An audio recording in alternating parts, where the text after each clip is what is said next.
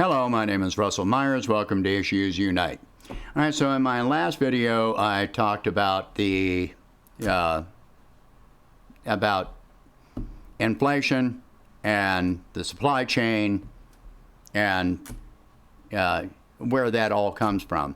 And the video before that, I had talked about the 18 red states that are trying to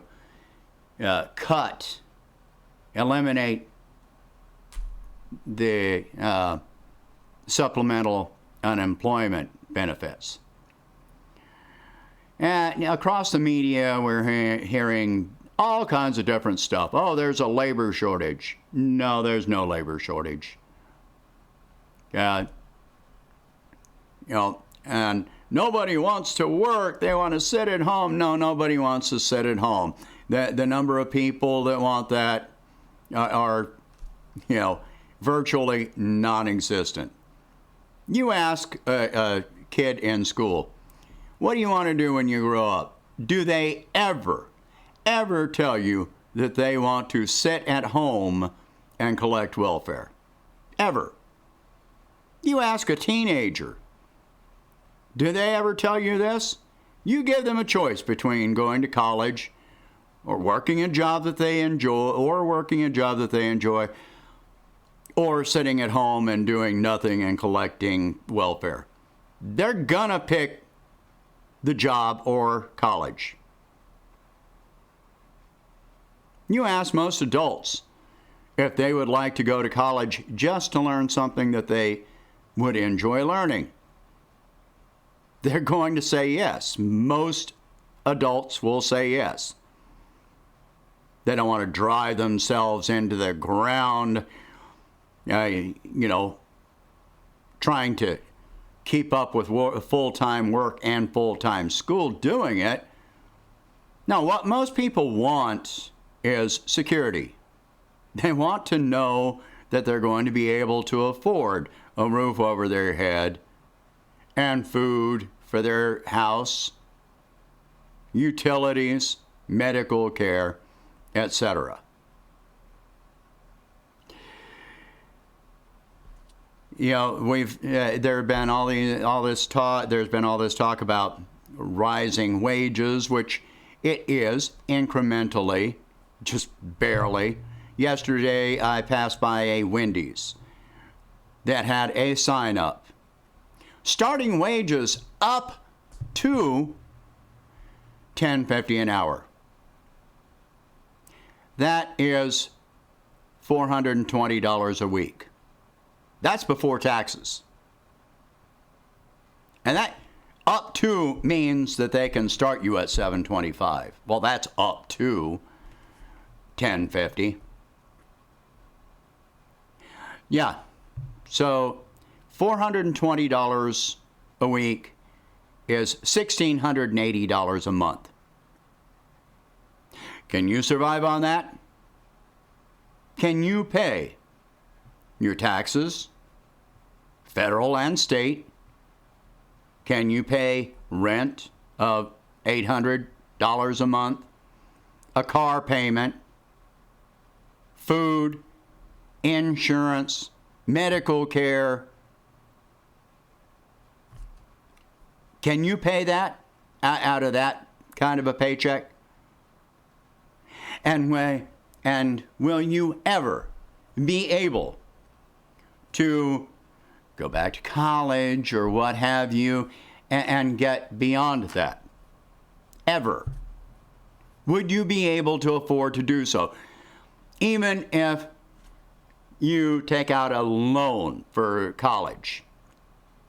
That loan does not cover your books. If your books cost $400, are you going to be able to do this? No, you're not. So even if we talk about $15 an hour minimum wage, which, as I said, this fight has been going on for at least 8 years. Yeah. So $15 an hour is $30,000 a year. before taxes. And that's if you take 2 weeks off, which most places that offer those wages, when you first start off, they only offer you 1 week off a year. $30,000 a year. The poverty line is what, 28,000? That's a real narrow margin. And can you afford to pay for medical insurance, healthcare insurance with that? So, no, you can't. You know, healthcare insurance costs $400 to $800 a month. So, no, you're not going to be able to afford that. You're not going to be able to afford college. You're not going to be able to take time off if you get sick. You're not going to have any of those things. Well, anyway, so they're talking about, oh, well, a lot of these jobs that are being created are living wage jobs in manufacturing and production. What do we produce? We don't produce shit. Right now, especially, there is a global shortage of microchips. And it's going to be years before that supply chain recovers.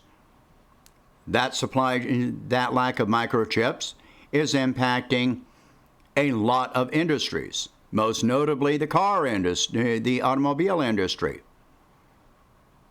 Ford, GM, auto manufacturers have had to restrict production, even shut down entire plants.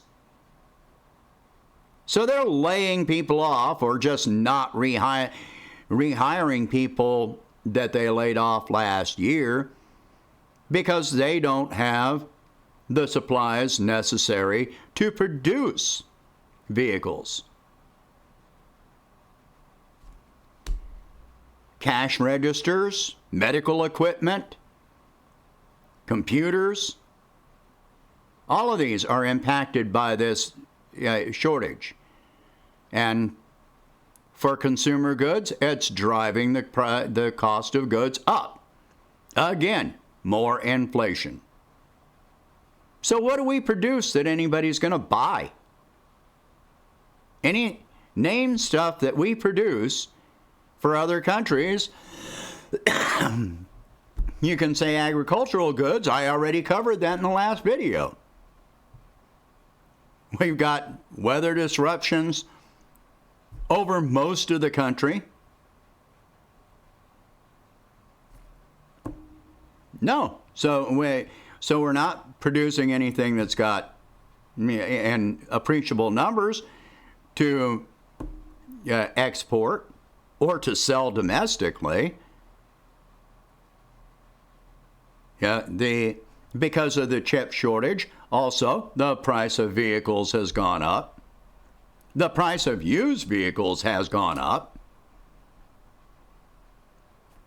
What do we produce? There's a shortage, allegedly a shortage of lumber, which has caused an increase in lumber to increase by 400-500%. So to say that these new jobs are living wage jobs in manufacturing and production is an absolute lie. They may be recovering some small part of the production capacity that they lost last year, but it's only a small part. It is absolutely not any kind of situation that is leading to a labor shortage.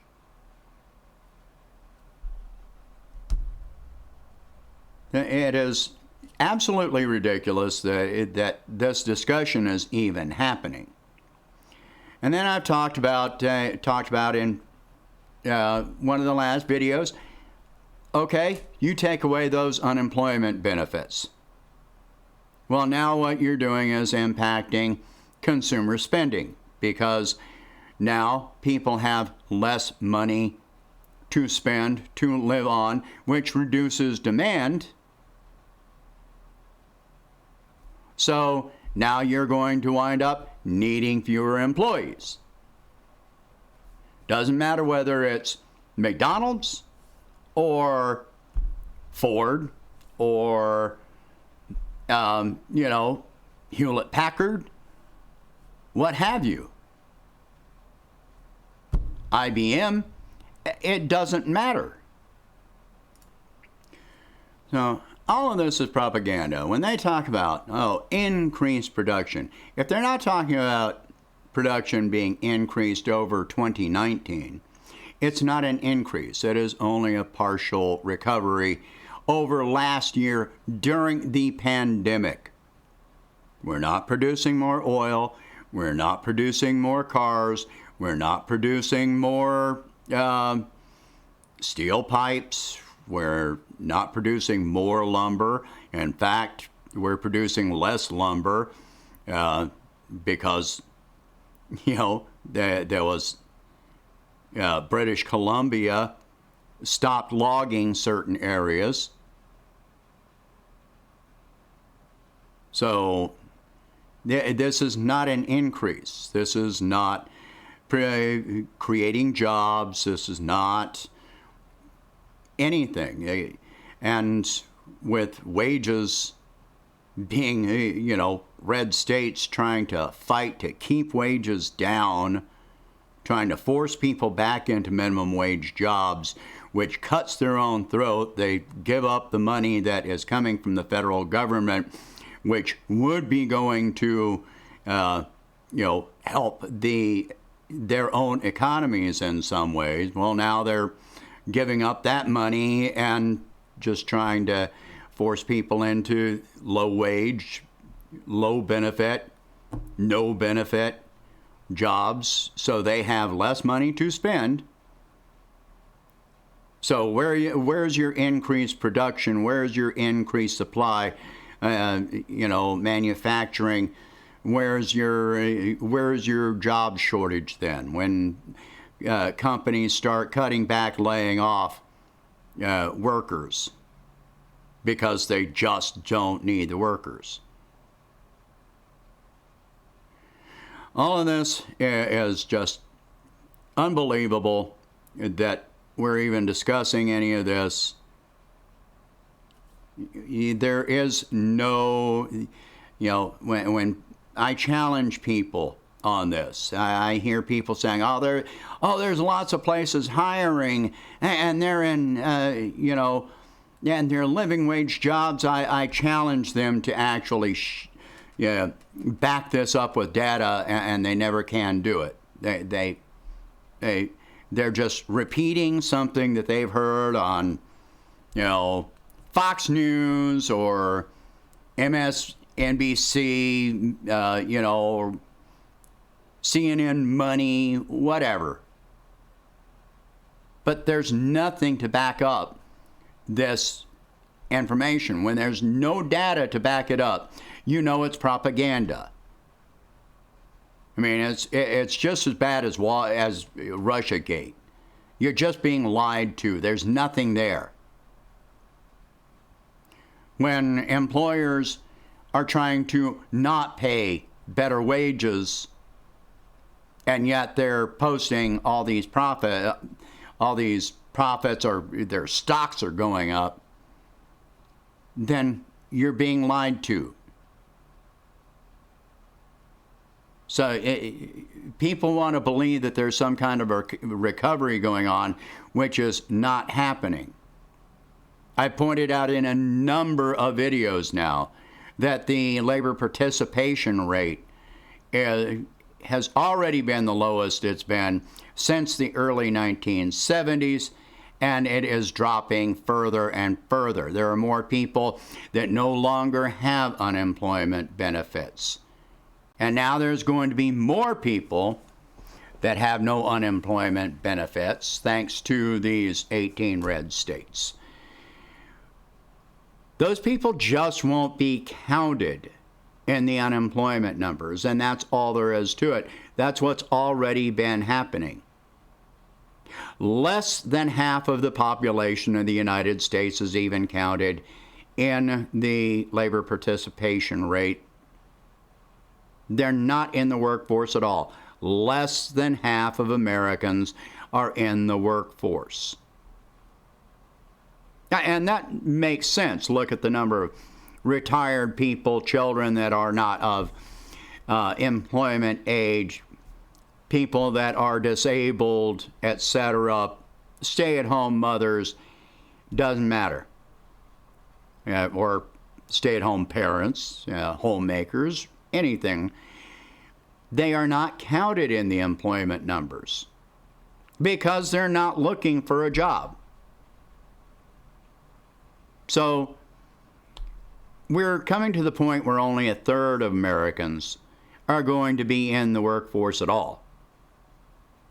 We may wind up with a real labor shortage at some point, but it's absolutely not here yet. And it's not coming anytime soon. Because the less we have of consumer spending, the less that we're going to have of demand. More and more people are, living under group living conditions. Young people are living at home with their parents. 18 to 29-year-olds, more than during the Great Depression. More than half of 18 to 29-year-olds are living at home with their parents now. When they do finally leave home, it's probably going to be to live under a different group living condition. Not to go out and get their own house, their own apartment. They'll move in with someone else. So that's really not much of a move forward. Anyway, when you're told that there is a labor shortage, you're being lied to. There is no labor shortage. People don't want to stay at home and collect a check for doing nothing. They want to be secure. If they're going to face being insecure, why are they going to, make a choice to deal with abusive customers and bosses and the dangers of COVID or occupational dangers, all these things, being stuck in traffic for hours? No. If they stay at home, they need fewer vehicles, they spend less on gas, they've got someone at home to take care of their children, so they don't have to pay for that, which increases their security. Share this video. Talk about these subjects. When someone says that there's a labor shortage or someone wants to sit at home and collect a check, call them out. Call them out. Tell them to show you data. Point out the things that I just pointed out here. All right? Share this video. Talk about these subjects. If you can, please donate $1 a month to help expand the channel. I'll catch you in the next one.